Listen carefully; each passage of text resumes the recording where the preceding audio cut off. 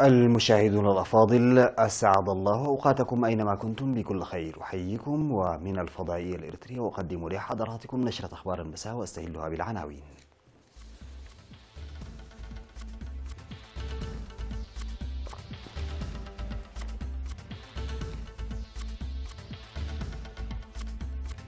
حاكم إقليم عنسبة يلتقي سكان حقات. ارتياح لجهود رعاية الأموم والطفولة في أماتره. تركيب مصادر للطاقة الشمسية في دير صعدنبة. روسيا تنفي أمام مجلس الأمن تورطها في قضية سكريبال. محكمة ألمانية تطلق سراح بوشتيمون وتبقيه تحت الرقابة القضائية. وفشل المشاورات لتشكيل حكومة إيطالية واستئنافها الأسبوع القادم.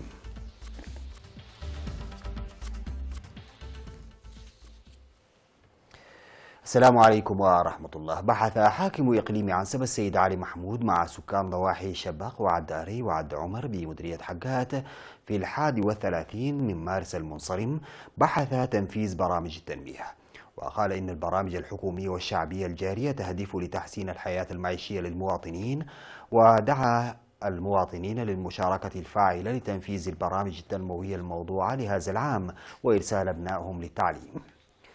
وأوضح أن الدفع بأنشطة النفير من المهام الأساسية للمزارع، وحث السكان لحماية التربة وحفظ المياه وحماية الموارد الطبيعية لدير صعدنبة بصفة خاصة.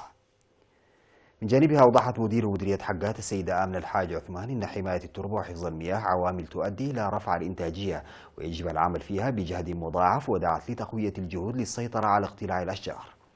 جهة أخرى أوضحت السكان عن حل مشكلة المواصلات لتخصيص حافلة للمواصلات من حقات إلى أشرة وعد أري وشبق وكرمد وعد عمر ومناطق أخرى. أعرب سكان أماتري بمدينة مصوع عن ارتياحهم للخدمات الصحية التي يقدمها المركز الصحي، وخاصة رعاية الأمومة والطفولة. وأوضحت الأمهات بأن التوعية التي يقدمها المركز أدت لمراجعتهن المركز لضمان صحتهن وصحة الجنين والولادة فيه.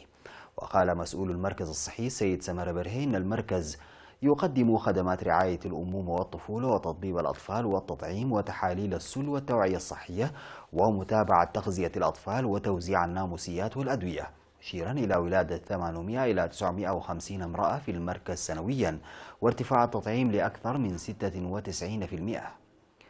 وأشار إلى عدم وجود حالات وفيات الأمهات أثناء الولادة في السنوات الثلاث الماضية، داعيا الحوامل لمراجعة المؤسسات الصحية ل4 مرات على الأقل أثناء الحمل. ويضم مركز أماتر الصحي الذي افتتح عام 2000 خبراء لأمراض النساء والولادة والطب العام وفنيه تحاليل وصيدلة، ويخدم بعض المرضى القادمين من ضواحي مديرية مصوع وبعض أجزاء مديريات إقليمي شمال البحر الأحمر وجنوب البحر الأحمر.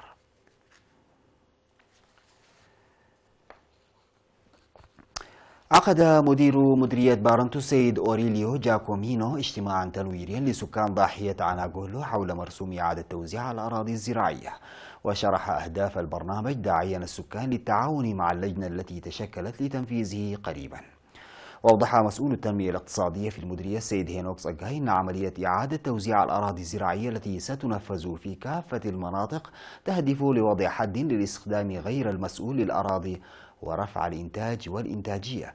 وأشار إلى أن الأراضي الزراعية التي لم يتم تنميتها ل2 بعد عملية إعادة التوزيع هذه سيتم إعادتها.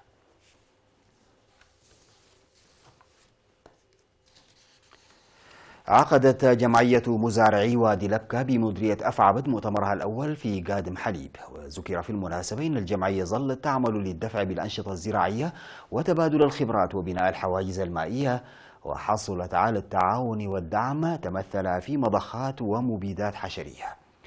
ودعا مديرية أفعبد السيد أحمد محمد نور رجب أعضاء الجمعية للعمل لرفع الإنتاج، مؤكدا على تقديم الإدارة التعاون اللازم مع الجمعية.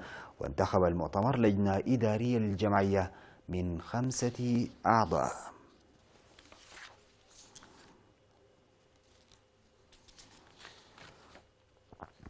تم تركيب مصدر للطاقة الشمسية في دير سعد أنبا بضاحية شبخ بمديرية حقات بدعم مالي قدره 90 ألف يورو من الإريتريين المهتمين المقيمين في سويسرا. وأشار السيد تخلهيل الذي سلم الدعم المالي إلى أن الدعم المقدم يسهم في توفير الطاقة الكهربائية للخدمات المنتشرة والطلاب داخل الدير، كما يسهم في لعب دور كبير في ظل الجهود الجارية لجعل الدير التاريخي والسياحي أكثر جاذبية للزوار. هذا ويقع دير سعد أنبا من الناحية الجنوبية الشرقية لمدينة حقات ويبعد عنها 35 كيلومترا.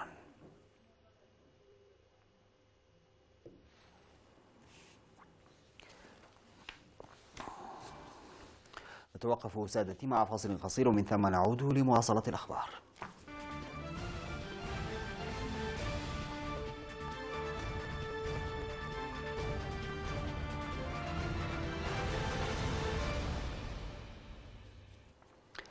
نفت روسيا أمام مجلس الأمن الدولي تورطها في محاولة تسميم جاسوس روسي سابق وابنته في بريطانيا، وطالبت بإجابات على مجموعة من الأسئلة. وخلال اجتماع للمجلس عقد بطلب من موسكو، شدد السفير الروسي لدى الأمم المتحدة فاسيلي نيبينزيا على أن روسيا ليست لها أي صلة بتسميم سكريبال وابنته، مضيفا بأن موسكو لها مصلحة في الحقيقة أكثر من أي طرف آخر. وروسيا متهمة من المملكة المتحدة والغرب بأنها حاولت تسميم سكريبال في 4 مارس في سالزبوري بجنوب غربي بريطانيا. وندد السفير الروسي بحملة منظمة ضد بلاده، معتبرا أن الهدف منها تشويه سمعة روسيا. وردت السفيرة البريطانية كارين بيرس بأن طلب الزيارة القنصلية تم إرساله إلى الضحايا، مؤكدة أن بلادها اتبعت كل الإجراءات القانونية والدولية في هذه القضية.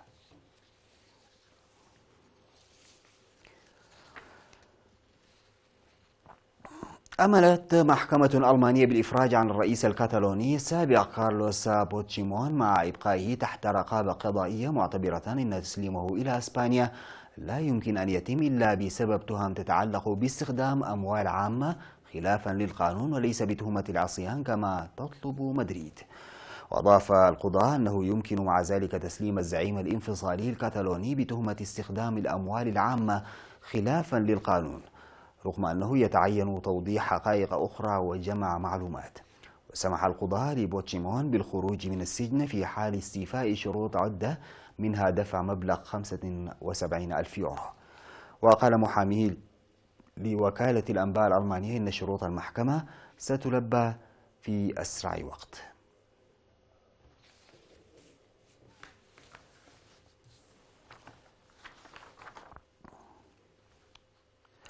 قال الرئيس الإيطالي سيرجيو ماتاريلا إن المحادثات مع الأحزاب لكسر الجمود بشأن تشكيل الحكومة أخفقت في إحراز تقدم، ودعا هذه الأحزاب للتحلي بالمسؤولية في مشاورات جديدة مزمعة الأسبوع القادم.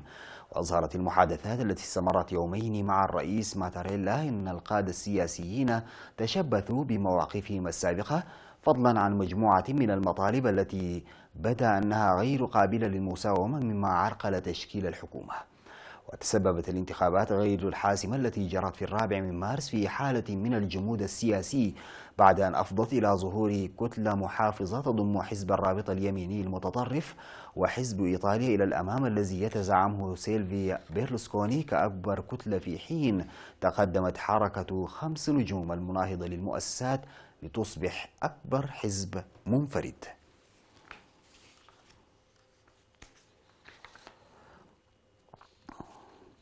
يجمع النحات الليبي عبد الله سعيد الخشب من البراري في مدينة شحات في شرق ليبيا، ويحوله إلى أعمال فنية ترمز في العادة لجوانب مختلفة من ثقافة بلاده، وذلك للحفاظ عليها. وبدأ عبد الله سعيد تعليم نفسه فن النحت على الخشب في عام 2011 للحفاظ على الثقافة الليبية في وقت تزامن مع بدء صراع داخلي في البلاد. ويرغب النحات الليبي في الحفاظ على ثقافة بلده من خلال إبداع أعمال فنية تمثل مدنا ليبية عديدة. ومشروع سعيد الحالي هو الاحتفاء بشجرة العرعر، حيث يعرض 15 قطعة من أعماله حول الشجرة. وتفوق سعيد في فنه لدرجة أن بعض الناس اقتربوا منه طالبين أن يبدع لهم منحوتات خشبية بمواصفات معينة.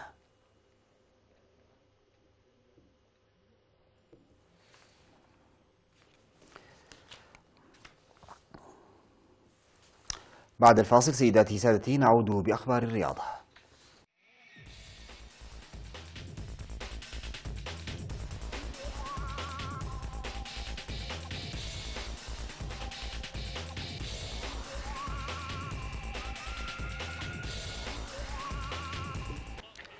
قطع أرسنال وأتلتيكو مدريد ولاتسيو أبرز المرشحين للقب خطوة كبيرة نحو بلوغ الدور قبل النهائي للدوري الأوروبي. فاز على مرسيليا الفرنسي بهدف نظيف.